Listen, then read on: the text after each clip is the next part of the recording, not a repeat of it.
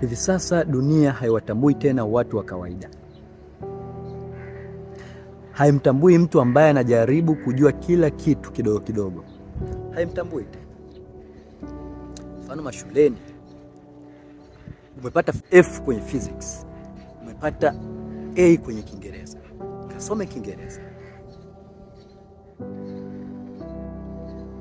Badala ya kusema utaenda utaimprove, utapata D au C kwenye physics. Nani amekwambia dunia inamhitaji mtu dhaifu kwenye physics? Nani kakwambia? Ukiona umepata F, umepata D, jua kuna mwenzako kapata A. Dunia itamtambua yule mwenye A na iko tayari kumlipa yule mwenye A.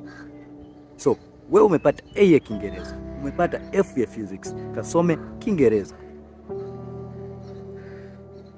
Angalia uwezo wako wa asili ulipo. Angalia kile kitu ambacho unakifanya kwa ubora zaidi, kwa uzuri zaidi, na unakiweza sana.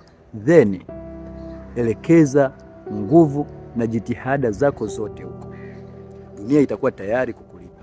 Niambie hapo kwenye comment, ni kitu gani unakiweza zaidi ambacho nguvu na jitihada zako zote utazielekeza huko ili dunia iwe tayari kukulipa.